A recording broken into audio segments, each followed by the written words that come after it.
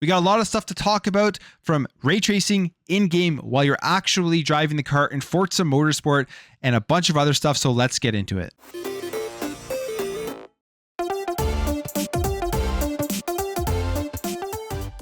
So one of the biggest announcements at the Xbox and Bethesda showcase was that Forza Motorsport is coming out in 2023. I would say it's one of the big highlights of the show. Basically, they showed off the graphics, the different cars, the lighting, the collision physics and the collision graphics, all that type of stuff. The game just looked absolutely amazing with the different weather changing, and it's going to be a game, it's a simulation racing game. It's the big one from Xbox Game Studios, and it's going to be one that is compared directly to a game like Gran Turismo 7. And right now, as it looks like, it is looking like the better looking overall simulation racing game. One of the big things people have been asking since Forza Motorsport, the new one, is being talked about, is there going to be ray tracing within the game, as they've been somewhat vague on that, as they said there's ray tracing on track. So they went ahead and they talked about a bunch of stuff for Forza Motorsport that's coming up in their Forza monthly live stream. They went over tons of things like the cars, the weather, the new game modes, the multiplayer, the difference in the tracks when the weather hits it, and just like the more realistic simulation that we are going to be getting with Forza Motorsport. And honestly, it sounds pretty damn incredible. And here's exactly the part of the live stream where they talk about the ray tracing, just to be absolutely completely clear that there will be ray tracing within the game. Yeah, ray tracing. There, I said, if you're playing bingo at home, you can mark that one off. But ray tracing is here. It's on track, and most importantly, it's real-time gameplay. Like, I really want to make that clear. When we say on track, that doesn't mean, oh, it's only in replays, or it's only in photo mode on track, and they're just being, you know, they're being funny with words. We're not trying to mislead you here. When you are racing, when you are playing the game, ray tracing is on. So there you have it. I mean, as clear can be. When you are playing Forza Motorsport, when this comes out in 2023, there will be ray tracing within this game. Will just overall enhance the graphics of it. I mean, the game already is going to look amazing from the trailer that we saw at the Xbox and Bethesda showcase, and I think this is going to be one of the best, if not the best looking game to come out in 2023. And there will be direct comparisons with this to Gran Turismo 7, and we're going to see, I think, a big difference between both of these games, just in terms of all the stuff implemented with Forza Motorsport. The fact that there is ray tracing when you're going around the track, and they have collision physics. You're going to see your car get banged up, you crash into a wall, you crash into other car. It's all going to be there. So pretty exciting if you're somebody who's a Forza fan, if you love the simulation racing stuff.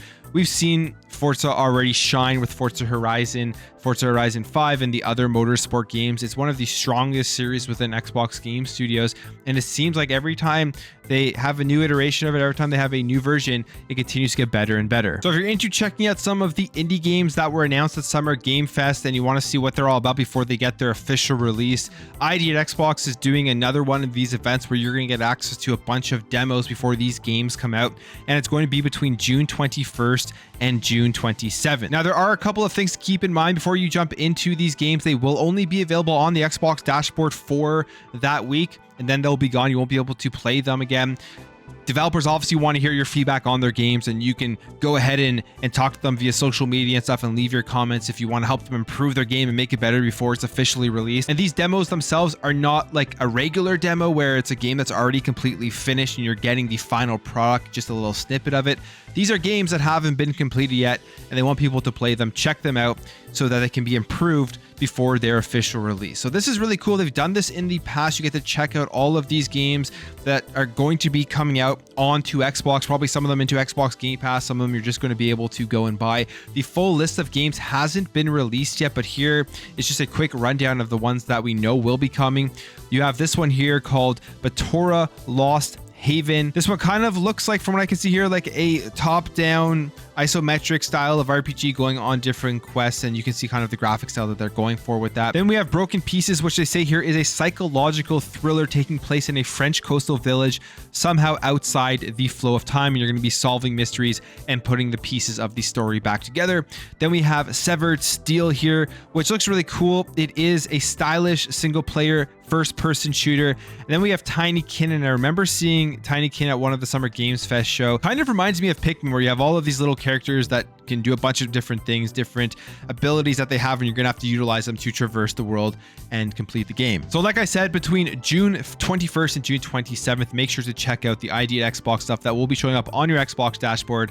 Play these games, give your feedback to the developers if it's a game that you are going to be interested in when it fully releases. So as we know, console supply has been a big issue with the PlayStation 5 and the Xbox Series X specifically going through 2021, 2022, and now we're going through the second half of 2022, and it still seems to be an issue. Although even with these supplies, Xbox is still selling extremely well. They're still doing great. And even the PS5 is still selling extremely well. They are getting enough out there, but obviously just not enough to meet the demand. So you think about how crazy it would be if they could produce enough of these consoles to meet the demand. The install base for both of these platforms this generation would be absolutely insane. Now, when it comes to the Xbox console supply specifically, the Xbox CFO spoke up about this, and they believe that there's still going to be rocky supply through 2022. Now, this was during a recent investors call hosted by financial services company Baird, and the Xbox chief financial officer Tim Stewart had this to say, that the supply chain environment could remain rocky through 2022 and the holiday season. And with that statement right there, I mean, they're just getting people prepared that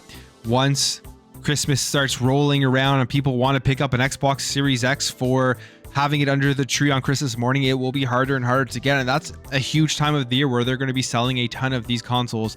But we've seen the sales of the Series X and the Series S and just Xbox in general. And like I said, they've been doing well. They even have been doing decent in Japan for Xbox. They are outselling the PlayStation 5. A lot of this has to do with the absolutely smart strategy that they had with the Xbox Series S and the fact that they have Xbox Game Pass, which is very attractive for a lot of people out there. We love to focus on the big AAA exclusives, and that there are none in 2022 from Xbox Game Studios yet. But the reality of the situation is, for most people out there who don't follow the video game industry like every single day like I do, like some of the people watching my video do, they walk into a store, they want to get the latest console, they see the Xbox Series S or the Series X and the PlayStation 5, they hear about Xbox Game Pass, and that's going to be an extremely attractive offer for somebody to go ahead and pick up one of these consoles when it's in the store or whenever it is available. And I think that's going to continue to show throughout this entire generation, especially as Xbox Game Pass continues to grow.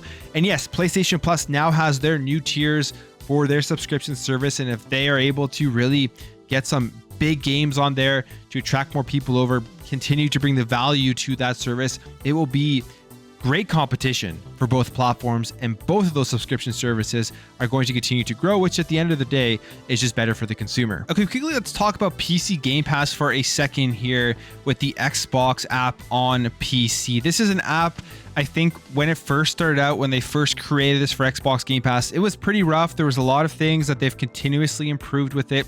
It is getting better and better, and they are now adding some more features that, again, is continuing to improve the app itself. So there are two big things here that they've added. The first one is the game performance fit indicator on games. Previously, you would load up a game and you couldn't really tell whether it was going to function on your PC or not unless you just really went and looked at what the minimum requirements were for that game. But now there is a new feature here that is going to allow the app itself to recognize your PC's power and if it's going to be able to run the game adequately. It says here, now the app compares the game's performance on PCs with similar specs to yours to show a prediction of how well we expect the game to run. And you can see it here. They have this little icon and it says plays well on similar PCs, which I think is a good thing. It makes it faster for you to choose if it's a game you even should waste your time installing before jumping in, and then realizing, hey, this game just doesn't run well on my PC and I'm gonna have to play it through the cloud or through other means.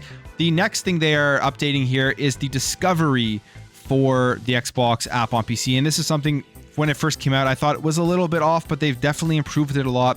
So first of all, they are firstly improving your navigation. It says all your navigation is now on the sidebar, and game installations are easily trackable with the new queue, which shows up in the bottom left of your app with a notification when your game finishes installing, so that you could jump right into the game. They're also updating the search and different categories of games with the fact that it's going to have more accuracy. They're going to include games with EA Play and Ubisoft Connect in the search results, and home is where they've added more collections for you to explore. And this is great because they're going to have things like side scrollers, which is awesome. I love side scrollers, so for me that's great, like a side scrolling platformer. Happy to see that they've added that in. I always found it difficult to find specific games in specific genres through the Xbox app, and side scrollers was one of those genres. And then there's also going to be the point and click collection that they're adding as well, and I'm guessing they're going to be adding some other collections too. But just 2 small updates to the Xbox PC app that just makes everything easier for me. This is great because I am using the PC Game Pass app a lot now on my Steam Deck, so having it just easier to navigate, especially on the Steam Deck where you don't have a keyboard, you have the virtual keyboard that pops up, which isn't as easy to use as when you're just using it on your desktop PC, is something that will make my experience better. And sticking on Xbox Game Pass for PC, there are actually 2 more games that just got announced. Smaller games, well, one of them very small, the other one probably more exciting for a lot of people, but they are coming over with June and July dates. The first one here is Last Call BBS, which is coming over on July 5th, 2022. And this is kind of like a puzzle style of game where you're fixing computers and I guess trying to get everything working. You can see it here as you go through with the different puzzles that they're going to have for this game. But then they also have this one here, which is Total War 3 Kingdoms, which this is a bigger one coming over to PC, coming on June 21st, 2022. So if you're a fan of the Total War series, you're going to have access to this version. So 2 more games coming to Game Pass. It seems like we're continuously getting these smaller drops of games this month, and I'm guessing we're going to get another Game Pass announcement next week, as they haven't had their big official second announcement for Xbox Game Pass for June. Finally, to end things off here, let's talk about Square Enix and Capcom and some of the exciting announcements that we got, at the same time disappointing for one of the announcements. The first one here is that there is going to be finally a new Final Fantasy VII game coming over to Xbox and other platforms, and it's not the one you're thinking of. It isn't a remake. It is actually a remaster of Crisis Core Final Fantasy VII. Now, specifically, this is the remaster of the 2000 PSP exclusive. I remember playing this game back on the PSP, a pretty cool game. Just adds to the story of Final Fantasy VII. And they say here, the 2007 cult classic action RPG and prequel to Final Fantasy VII, Crisis Core Final Fantasy VII Reunion, is a true remaster that follows the original story of Soldier First Class Zack Fair on his mission to find missing soldier Genesis Rhapsodos, unraveling the stories of Cloud, Sephiroth, Aerith, Tifa, and more. This new version enhances the graphics to HD and updates all of the 3D models in the game. Full voiceovers and new music arrangements present this epic tale of strife and heroism, presenting Final Fantasy VII in a brand new light. Enjoy a more beautiful and accessible Crisis Core, going way beyond just a simple HD remaster. Now, this is coming over to all the platforms, coming over to Xbox. Pretty cool. If you haven't played Crisis Core before, this is one that you may want to check out if you want to just get more Final Fantasy VII story with the prequel to the game. But then we got another announcement that is far more disappointing, especially if you are on Xbox, and that is Final Fantasy VII Remake Part 2 is coming out next winter, but it is not coming to Xbox. It is only coming out exclusively right now on the PlayStation 5. They also announced that the Final Fantasy VII Integrate is coming over to Steam, so they're finally putting that on a different platform. That was part 1 with the extra content in it. But they showed off this trailer. I mean, it looks great. It looks extremely cool. I played part 1, absolutely loved it. I've been excited for part 2 to come out. I've been waiting for part 1 to make its way over to Xbox at some point. I thought that eventually it would, with the exclusivity ending, and it doesn't look like that. We just keep not hearing anything about Final Fantasy VII Remake coming over to Xbox, and at this point it is kind of ridiculous, and I feel like as people on Xbox, they're probably just fed up and don't even care about Final Fantasy VII Remake anymore coming over to the platform, if that's where you want to play it. I mean, you could still go out and play it in other places. At least now you're going to be able to play it on PC as well. But they're bringing over the other Final Fantasy VII game that they announced, and we've seen Final Fantasy games come over to Xbox Game Pass and Square Enix games coming onto Xbox Game Pass. So the amount of money PlayStation must have paid for this deal to keep it off of Xbox, that would be something I would be super interested in knowing what it was, because it must have been a massive, massive bag. But yeah, this isn't coming out until next winter, and it will only be on PlayStation 5. Now, besides Square Enix and the Final Fantasy stuff, there was also this big announcement, which I think is very exciting for people who have played Dragon's Dogma or haven't played the series before. It's one of those underappreciated, I think underrated RPGs from Capcom, and they're officially announcing that Dragon's Dogma 2 is in development and it is being built on the RE engine. Now, no release window or release date or platforms have been announced for this game, but I think it's pretty safe to bet that this game is going to make its way out onto the Xbox. I mean, the first Dragon's Dogma was on Xbox, so you can probably bet that this will make its way there, especially with how well the platform is doing this generation, similar to how well it did during the Xbox 360 generation. I don't see Capcom skipping Xbox, but pretty exciting stuff here. I know a lot of people have been wanting to see Dragon's Dogma 2 for a long time, and it's just another big announcement for a great RPG that you're going to be able to experience. That's it for me, guys. Let me know your thoughts on all of this stuff, on the Final Fantasy stuff, Dragon's Dogma. What are your thoughts on the idea at Xbox experience that they're bringing with those demos? What do you think about ray tracing coming into Forza Motorsport while you're actually playing the game and driving the car, plus everything else? If you enjoyed this video, make sure to hit that thumbs up button. If you're new here, you liked what you saw, please consider hitting that subscribe button. Thank you all for watching. Thank you for your support, and I'll catch you in the next video.